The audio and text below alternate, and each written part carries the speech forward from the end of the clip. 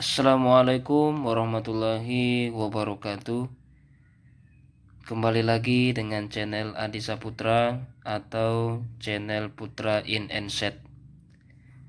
Oke, kali ini saya akan membahas materi GLB. Apa sih itu GLB? GLB adalah gerak lurus beraturan. Kita mulai. GLB.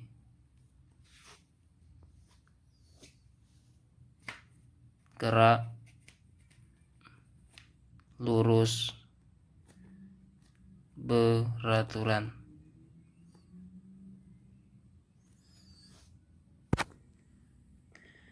Jadi GLB adalah gerak lurus beraturan.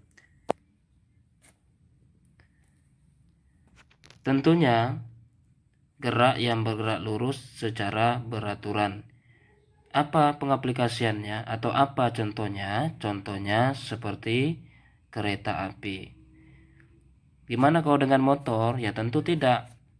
Karena motor tentu akan bergerak secara tidak beraturan ya. Nah, jadi contoh yang paling tepat adalah kereta api. Oke, bisa dipahami? Nah, setelah kita tahu apa itu GLB, yaitu gerak lurus beraturan, kita juga harus tahu apa sih konsepnya.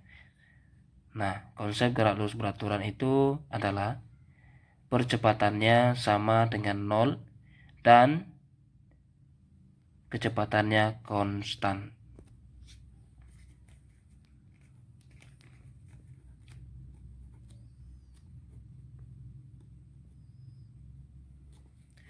Nah, ini dia.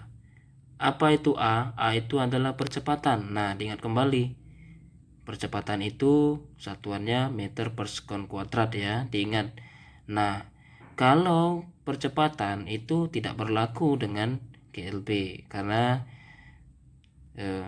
GLB kan bergerak lurus beraturan ya, makanya percepatannya sama dengan 0 ya. Nah, kalau kecepatan dalam GLB itu konstan. Apa itu konstan? Konstan itu adalah tetap. Jadi berlakulah konsep dari GLB. A sama dengan 0, V sama dengan konstan, atau percepatan sama dengan 0 dan V sama dengan konstan atau tetap. Oke, paham ya? Oke, kalau sudah paham apa itu GLB dan sudah tahu apa itu konsepnya, maka apa yang harus kita lakukan? Ya tentu kita harus mengingat rumusnya ya. Apa rumus GLB?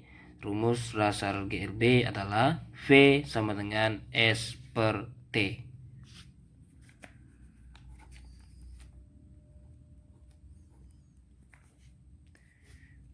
Nah, V sama dengan S per T. Oke, V tadi sudah saya sebutkan atau sudah saya jelaskan apa itu V, kecepatan. Nah, di sini ada S. Nah, ini tentu maka dari itu belajar fisika atau belajar IPA yang materinya fisika itu harus benar-benar tahu apa itu simbol fisika dan apa itu satuannya dan apa itu rumusnya. Jadi salah satu itu seperti ini S, ini berarti simbol. Jadi kita harus benar-benar tahu. Apa itu S? S itu jarak ya. Jarak. Apa satuan dari jarak? Meter. Nah, kenapa meter? Nah, oke. Coba kita mengaplikasikan dalam kehidupan kita. Biasanya kalau kita mengukur jarak apa yang kita gunakan? Ya, tentunya kita menggunakan meteran ya, yang satuannya meter. Nah, setelah itu apa lagi di sana? Ada T ya. Perhatikan ada T ya. T itu apa? T itu adalah waktu ya. Waktu ya. Nah, tentu kita tahu apa itu waktu. Nah, satuan dari waktu adalah second ya, bukan jam ya, second. Nah, jadi belajar fisika kuncinya harus tahu simbol, harus tahu satuan. Nah, tentu dengan itu harus tahu besaran pokok, besaran turunan. Ya, diingat kembali ya. besaran pokok ada 7 dan besaran turunan itu selain daripada besaran pokok ya. Diingat kembali pelajaran besaran pokoknya dan pelajaran besaran turunannya. Oke, kita lanjut dengan materi kita yaitu GLB tadi. Nah, ini V sama dengan S per T. Oke, saya jelaskan.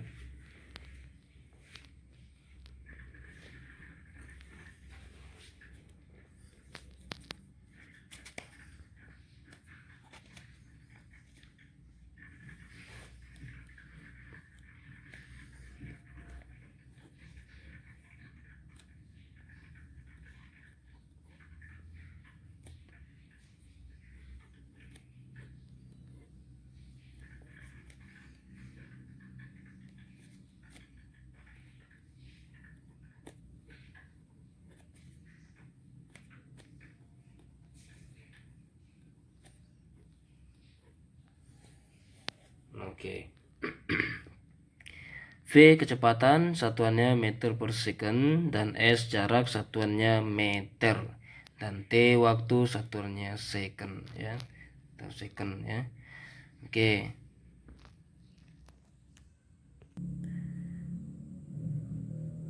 Oke. Jadi harus tahu itu ya. Nah, itu dia V sama dengan kecepatan satuannya meter per second, S sama dengan jarak satuannya meter, T sama dengan waktu satuannya second ya. Oke. Kita lanjut apalagi setelah tahu rumus dasar. Nah,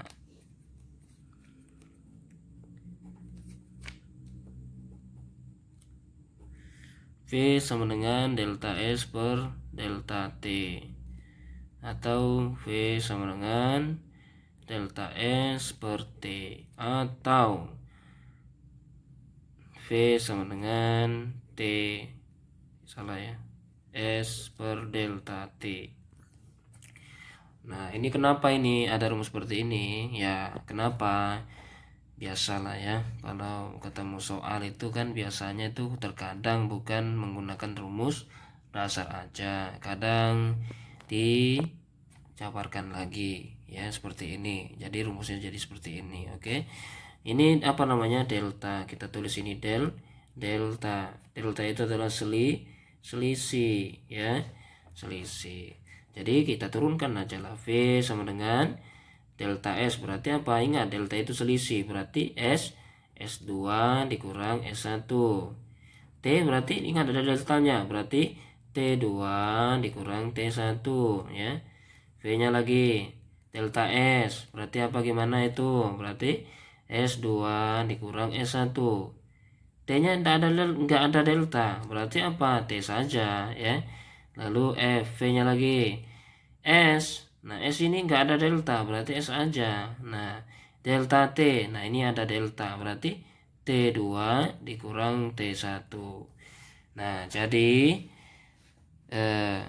mengenai rumus ini seperti ini misalnya. Ini berarti kapan kita menggunakan rumus ini? Berarti apa? Di saat kita menemukan soal yang dimana dalam soal GLB itu terdapat jaraknya terdapat dua jarak, sedangkan T-nya juga terdapat dua waktu ya. Jadi cocoknya menggunakan rumus ini ya. Sama seperti ini, berarti jaraknya ada dua, waktunya cuma satu. Kalau yang ini jaraknya cuma satu, waktunya cuma dua ya, waktunya dua ya. Nah, jadi kesimpulannya kalau ketemu soal GLB yang paling mudah adalah menggunakan rumus dasar ya. Jadi nah, itulah pembahasan saya tentang materi GLB. Mengenai contoh soalnya tentunya akan saya jelaskan dengan video berikutnya. Oke. Jadi oh ya, jangan lupa di like, comment, and share ya. Saya akhiri. Wassalamualaikum warahmatullahi wabarakatuh.